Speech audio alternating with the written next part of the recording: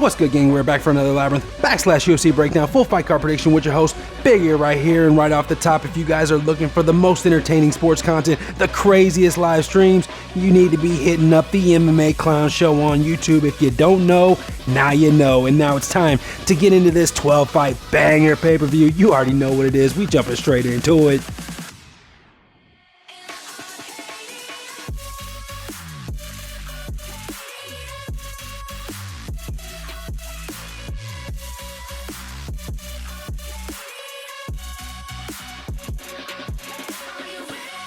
First fight up, pretty good flyweight scrap, Andre Lima versus Mitch Raposo. So it's a pretty volatile fight right here at flyweight, opening up the card. And I say that because both these guys are pretty high level strikers. I think Mitch Raposo definitely a little bit quicker on the feet, whereas Lima has a little bit better footwork and timing. Raposo probably going to have the cardio advantage and the wrestling advantage. But if Mitch Raposo does end up taking him down, which I do see him taking him down eventually, I think Lima has really good scrambling ability. He should be able to get it back to the feet. Once he does, I think he will be able to piece up Mitch Raposo from there with his better timing in Muay Thai. So yeah, give me Andre Lima right here. Not a ton of confidence, but I do have to ride with Andre Lima. Raposo is tough, so I wouldn't be surprised if it was a letdown spot. No bet, but give me the favor here.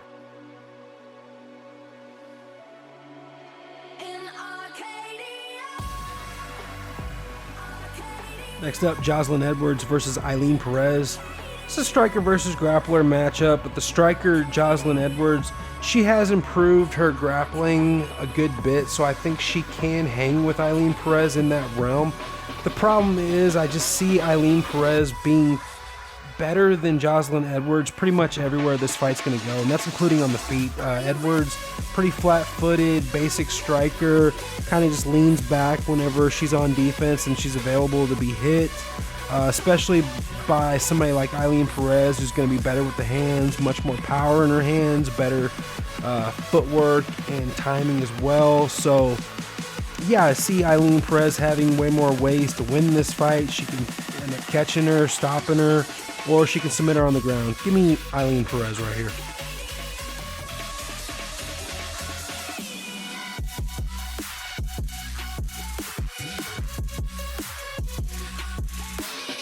Mickey Gall versus Basil Hafez up, and this is a pretty volatile spot right here, guys. I think the no distance is going to be a much safer play than a side in this one. I think that Basil Hafez, not only is he going to be the tougher of the two, the more durable, but he's also going to be the more well-rounded. Mickey Gall's just not a striker, and we've seen him get chinned in the past. The guy definitely not the best durability, so I'm going to have to ride with the Hafez side here. I think Hafez, you know, maybe not the best cardio, but he can hang with Gall on the ground a little bit as long as he minds his P's and Q's, doesn't get caught up in anything silly on the ground. He can end up taking out Mickey Gall on the feet. So give me Basil Hafez.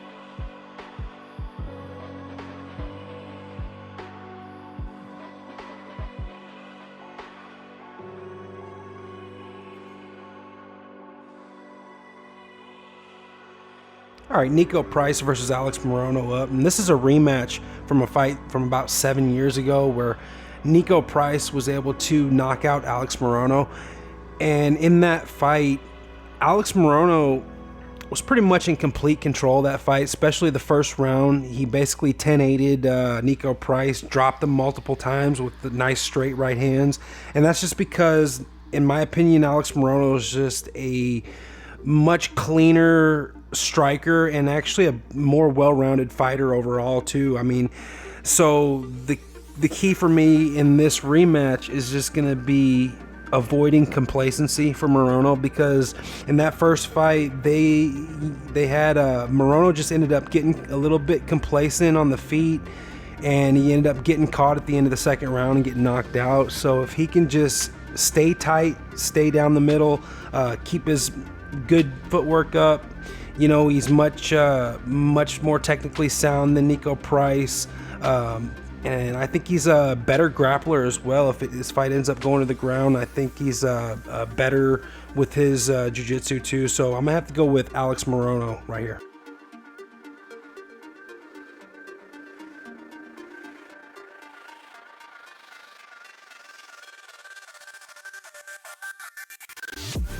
All right, next we got Phil Rowe versus Jake Mathews. A pretty evenly matched fight right here. I've been kind of back and forth on this one. I think both these guys are pretty decent at what they like to do. For Jake Mathews, I think he's a little bit better striker, a little bit more technical on the feet, whereas Phil Rowe, he's just a very tricky guy, tricky grappler, also pretty tricky on the feet too, with his nice long jab, good hooks to the body, and a good low leg kick as well. I just think, you know, if Phil Rowe had a little bit better footwork, maybe he could manage distance a little bit better. What I mean by that is sometimes he doesn't bring his feet with him when he goes on attack, so he ends up falling into the clinch. And so if he had a little bit better footwork and better management of range, then he could do a better job of keeping fights at his distance, where he can score with that nice long jab. And if he can do that, especially in this spot, I think he can give Jake Mathews some trouble here with that jab. I think Mathews might have difficulties getting past the long range of Phil Rowe here, and that could be enough for me to take a shot on Phil Rowe. Give me Phil Rowe.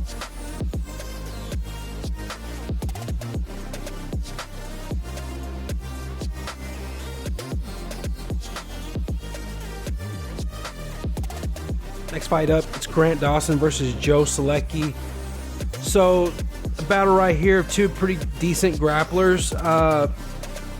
I'm pretty confident in Grant Dawson though in this spot, and that's because if Grant Dawson can use his wrestling in reverse and keep this fight on the feet, then I see him pretty much just piecing up Joe Solecki. There's no way that Joe Solecki can hang with Grant Dawson on the feet. On the mat, maybe he has a chance with his kind of tricky submission game he's got, but Grant Dawson, he's pretty high level on the ground as well. I think he should be okay there if it does end up going to the ground. I think Grant is the better wrestler of the two. He should be able to do, you know, hold his own and do some damage on top. Probably work Joe Solecki over. I just think that this is a terrible style matchup for Joe Solecki right here. I got Grant Dawson. I'm gonna say Grant Dawson probably cruises to a unanimous decision if he watches out for the submission. So give me Grant Dawson.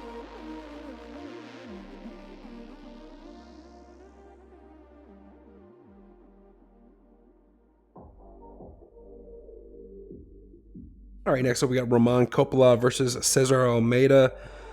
Pretty good scrap right here. Evenly matched fight between two pretty high level kickboxers. I think Roman Kopylov is definitely the more experienced in MMA, whereas Cesar Almeida, mostly his experience is in kickboxing. One thing I noticed about Cesar Almeida is a lot of his shots, sometimes they come a little bit too wide for me. If he shot a little bit straighter down the pipe, I think you'd have a little bit more success, especially with that big right hand that he likes to land. One thing I noticed about Kopylov though is the fact that whenever he shoots the left hand, his right hand's down sometimes and his chin is up in the air a lot of the times too. Open stance fight, but I think the footwork pretty much cancels out. Neither one of these guys have the best footwork. It's just I see Almeida doing damage with that left hook, and that's what's end up setting up the big right hand for him because of the defensive holes in the game of Kopylov. So give me Cesar Almeida right here.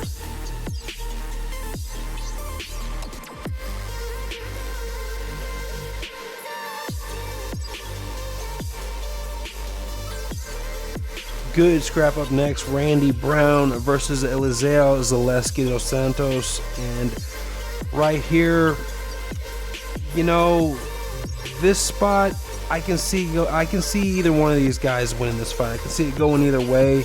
I think Zaleski dos Santos is much better with the leg kick, and that has been a problem for Randy Brown in the past. People have been able to slow him down with that weapon, the low leg kick, and that could be a good thing for Zaleski right here. I think Randy Brown wants to keep Zaleski at the end of that jab. He's going to have a much longer reach right here, huge reach advantage. So if he keeps him at the end of the jab and the straight right hand, it's just going to be in his world, man. But the counter to that, of course, is that low leg kick. And Zaleski, very good with the kicks, very good with that. And so, you know, man, I'm torn on this one, but I am going to go ahead and take a dog shot on Eliseo Zaleski dos Santos. I think he's got a little bit better cardio. Like I said, he can damage Randy Brown's leg and just come on late, man. So yeah, I'm going to take the dog shot on Zaleski.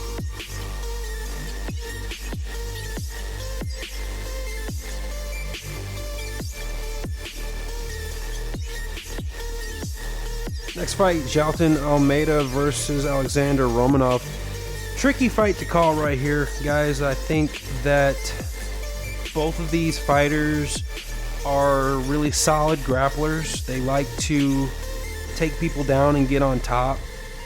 Off their back, they're not the best, but Jailton Almeida is going to be definitely the more well-rounded guy. And if he gets put on his back, he just has probably more answers there than Romanov does. But one thing I like about Jailton Almeida in this spot is he's got a big reach advantage here, and he gets those long arms wrapped around Alexander Romanov. He's going to end up taking him down, and once Romanov gets put on his back, he's got nothing off his back. Also, he does not have the best cardio. Neither does Almeida, but I just see Almeida having more ways to win this fight. He can win a decision. He can end up getting the submission. For me, I'm going to have to lean on the side of Jailton Almeida, and I see him getting it done by submission, actually. So, yeah, I see him getting on top of Romanov and probably finishing him off. Give me Jailton.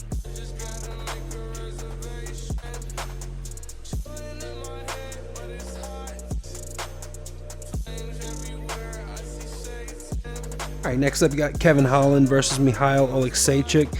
And what we know about Michael Oleksiejczuk is just the fact that he's a very gritty, hard-nosed scrapper. He likes to bang on the feet. He's got a very nasty straight left hand.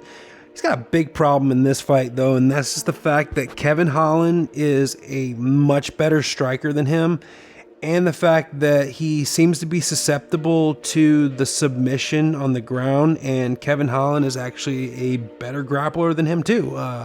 You know, sneaky good grappler is Kevin Holland. So Holland just has a lot of advantages in this fight, a lot more ways to win this fight, and man, there's just no way that I can pick Michael Oleksiejczuk in a spot like this against Kevin Holland, who, you know, he's not a very trustworthy guy. Like I've said in the past, he's kind of hit or miss, but when he's on, he is one of the best in the world, man. And so, yeah, I'm going to have to go with Kevin Holland right here. I think Kevin Holland is going to end up getting Michael Oleksiejczuk out of there, man. Probably on the ground, probably by submission, but he can also knock him out too. Give me Kevin Holland right here.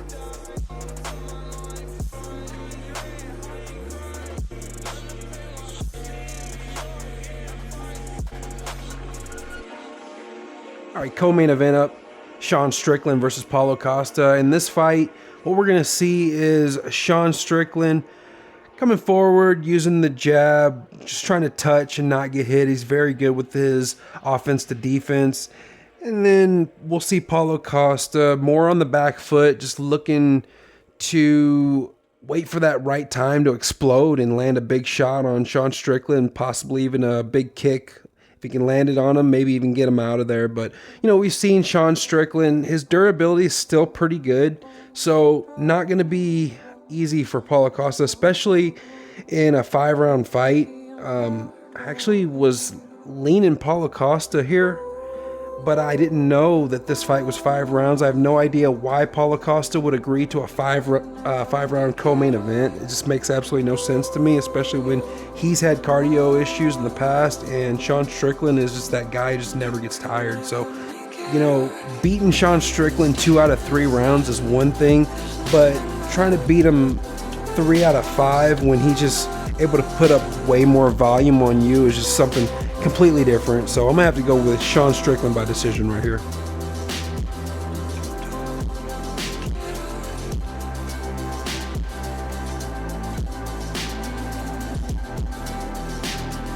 And in the main event, you got Islam Makhachev versus Dustin Poirier. Yeah, it's a pretty easy fight to break down right here, guys. You got Islam Makhachev, who is the grappler who can also strike, against Dustin Poirier, who's the striker who can also grapple.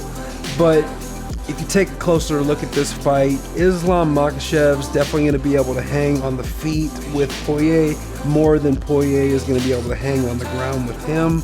And that's because Islam Makhachev is one of the most well-rounded fighters in the world today.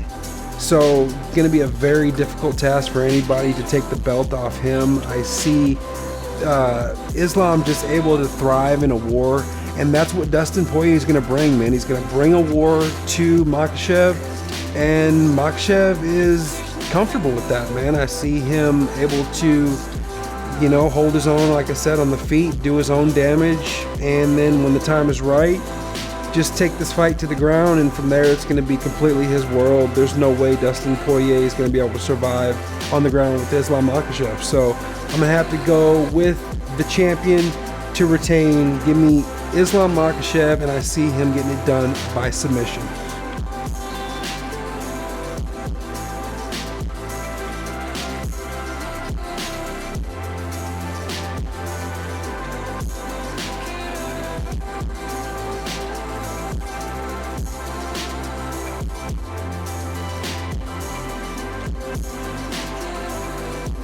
And if you made it this far, guys, massive shout out to you. As always, be sure to subscribe to the MMA Clown Show on YouTube for the craziest live streams, the most entertaining sports content, and the very best MMA prediction competitions. Thanks so much for watching, and I'll catch you on the next one.